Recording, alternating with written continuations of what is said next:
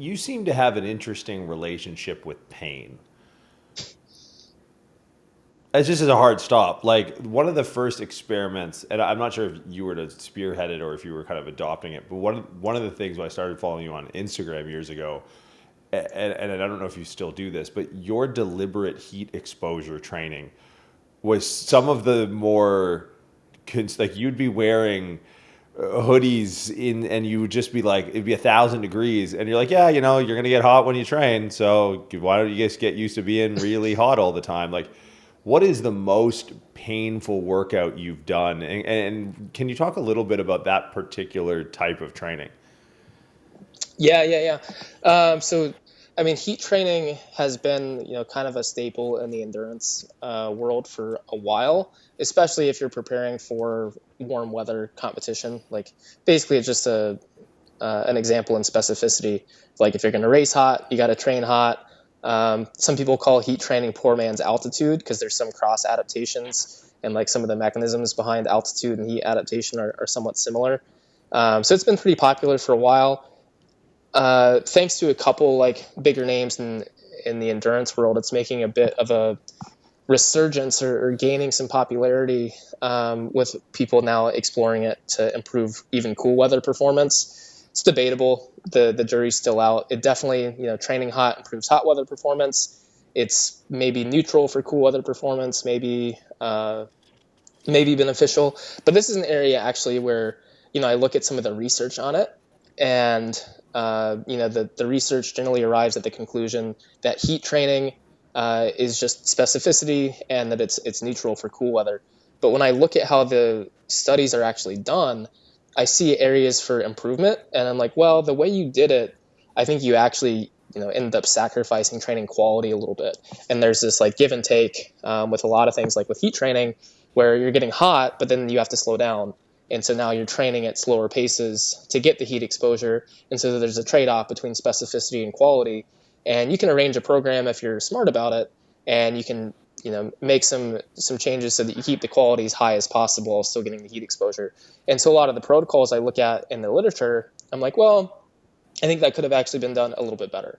And so if this program that is probably suboptimal came out, showing that it's just as good or neutral for cool weather performance, maybe if we make some further tweaks and optimize it, it might actually be better. So that's something I look at. I'm like, well, I'm going to try it. I'm going to experiment. What do I have to lose, kind of thing. And so that's kind of how I get into some of that kind of stuff. I look at maybe some gaps in the literature, things that I think I could do better than the researchers did, see if I can get even better results than they did. And so that's kind of how I approach heat training.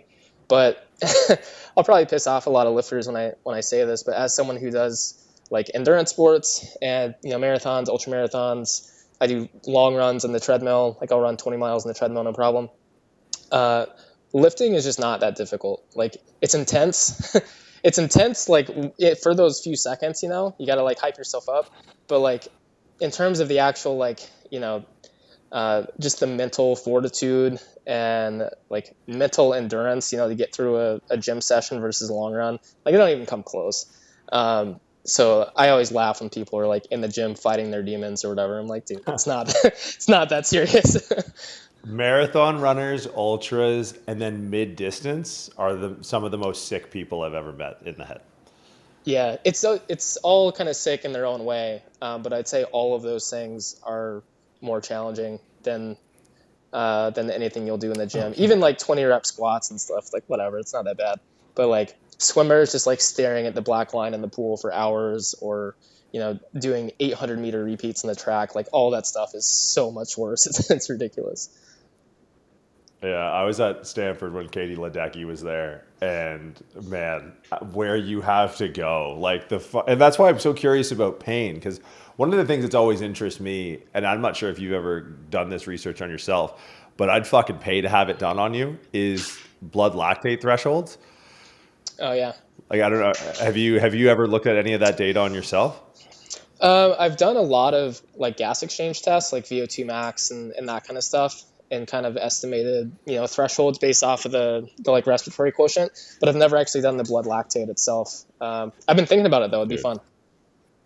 When you're down in Texas, because what I'm curious is, it seems like with the athletes that I've tested this on, there's a divide of like people who can buffer really quickly and people who can just endure. Like people who are up in like, the high teens into the low 20s. I'm like, how are you not throwing up? And then people Yeah. who are doing these like repeated strenuous high intensity bouts that are like sub 10.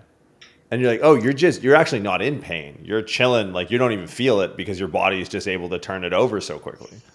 I'm the kind of guy, and this applies to like my endurance stuff and my strength stuff, of like if I sit just below a certain threshold, like I can hang out there all day, and then as soon as I cross over this line, it's like I just burn to a crisp like in a second. But like even in the gym, it's like that. Like looking at 1RM charts and stuff like that, they'll be pretty accurate for me for like 5RM predicts 1RM pretty accurately, and then 8RM and so on. But then like I'll use like 80% for like a set of 20.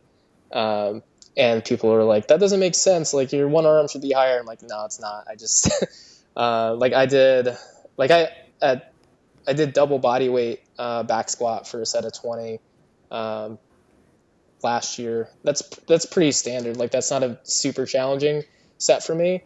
But when I was in like some of my best endurance shape, I think I back squatted 335 for 20 and could like barely hit 405 for a single. So like it's just like a crazy strength curve. Well, I mean, at a certain point, I don't know how much credence I put into this, but you talked early days, like T Nation articles and all that. When around the same time, I would assume Poliquin was really going on about fiber type training. And I wonder if there's not something there, like, like the type 2A or type 2B and type X and glycolytic and alactic. I wonder if just like your system's got to be optimized for something. So there's got to be some sort of depreciating return when you get under a bar that's like close to 1RM. Yeah, I used to train that way. I used to do a lot of like high rep stuff because I thought it was the way to go for endurance sports. And then I realized that doesn't actually make sense, and that I should use the gym to like get the things I'm not getting out of my endurance training. Like I don't need to go to the gym and make it more endurance training. And so I thought that would shift, and I haven't really done much high rep work at all in years. But still I get under the bar and you want a set of 20, I'm the go. I did bring it back briefly. I wanted to hit 5 plates in the pendulum squat for a set of 20. I just had this like arbitrary goal in my head. So I built up to 20 reps, 5 plates in the pendulum squat. I'm like, I want to see what I can hit for a single. And with this for a single, I did like 5 plates plus 15. And that was like my single. but I did 5. That's yeah, crazy. It's just disgusting. Yeah. So I don't necessarily call this goal arbitrary because I think at one point, if I'm not mistaken, it was the best time in the world, and it still may be. Can you explain to me the Murph situation? Because you glassed over. You said CrossFit in a list of things. Like, yeah, I got into this and this. I'm like, wait, on one of those things, you actually set a world record. So I don't know if you just like casually got into it. Yeah. I don't spend a lot of time talking about CrossFit because it's not like I'm not that good at it. Broadly speaking, there's just a few workouts. If it has like a lot of gymnastics in it, for example, I'm really good at gymnastics movements and muscle ups and that kind of stuff. Handstand push-ups, like I just crush all that kind of stuff. And so Murph is a workout that I always loved. Like every time it would come up in CrossFit every year, I would always get excited. I used to do Cindy, which is like kind of similar to Murph. It's just the body weight stuff. So it's the push-ups, the pull-ups, and the squats as like an AMRAP. For a while, I would do Cindy like once a week because I just loved the workout. I thought it was fun. So I have a lot of experience with that kind of workout and that workout style in general. But the Murph 20-pound weight vest for a mile run, 100 pull-ups, 200 push-ups, 300 squats, another mile run. And then the record format is to do it unpartitioned. So whereas a lot of people will do like 20 rounds of 5, 10, 15 of those movements, the record is just 100 straight through, 200, 300, and so on. And so actually a friend of mine, Hunter McIntyre, some people on the podcast might be familiar with him. Yeah. He had the record before I did. And Hunter and I go way back. We've competed since I was a teenager. And it's funny because I've raced with Hunter a lot. and I've come close to him in races. I've like finished right behind him at races, but I've like never beaten him at anything in my life. And so when I saw him set the Murph record, I was like, oh, that's cool. And I just kind of set that as like this time in my head for the next time I did it, with the gym. So I went into class like on Memorial Day. I was like, all right, Hunter did it in like 34 minutes. So I'm gonna like kind of pace, see how close I can get to that. And like just in class, I beat his time. I'm like, well, that's weird. Like that's crazy. Maybe I should try this again. So I like called up some people to formalize a record attempt. Did it again a couple weeks later and beat his record by 2 minutes. And so that record, 32:41 for the weighted unpartitioned Murph, still stands after a couple of years. Tell me you dropped the line, there's a new sheriff in town. Tell me you at least capitalize on that opportunity. If you haven't, text him right now. Yeah. Well, we trained together last week. He decided he wants to try to take the record back from me, and I'm like, not so fast kind of thing. So we did a Murph workout together last week, and I think we're actually going to go head to head and say like, we're both going to try to beat it, and one of us will get the new record, hopefully. That would be unreal. Because, I mean, back to the conversation around pain. At what point are you in one? Like, it sounds like the mile run with the vest for you is like relatively light work. But if you're going at a clip trying to break a record, like, when are you hurting? Like, when do you go like, all right, this is fortitude from here on out? Or are you conditioned so well for a task like that you're like, all right, it doesn't really hit the sides?